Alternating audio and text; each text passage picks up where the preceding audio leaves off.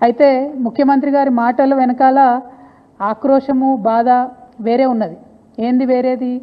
మొన్ననే మనం చూసినాం 400 ఎకరాలు కంచగచ్చిబౌలి భూముల్ని కుదోబెట్టి 10,000 కోట్ల రూపాయలను అప్పుగా తీసుకొని రావడం జరిగింది.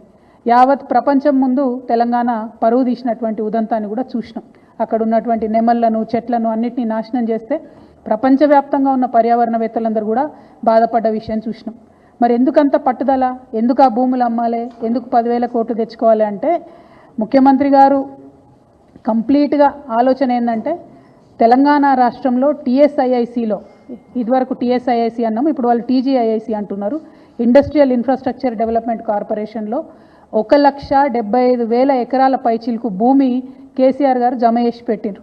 కేవలం హైదరాబాద్లో కాదు, జిల్లాలలో ఉన్నటువంటి అన్ని కేంద్రాలలో కూడా ఫ్యూచర్లో ఇండస్ట్రియల్ ఎక్స్పాన్షన్ కోసం అని చెప్పి టీఎస్ఐఐసిని ఒక స్ట్రాంగ్ పవర్ఫుల్ ఎంటిటీగా తయారు చేసి పెట్టిండ్రు. ఇవాళ రేవంత్ రెడ్డి గారి కుట్ర ఏంటంటే ఆ భూములన్నింటినీ కూడా కుదవబెట్టాలి.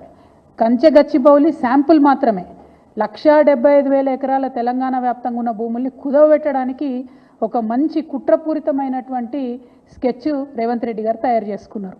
మరి తయారు చేసుకున్నారు, కానీ ఆ విషయాన్ని ప్రజల నుంచి దాచిపెట్టాలనేటటువంటి ప్రయత్నం చేస్తున్నారు.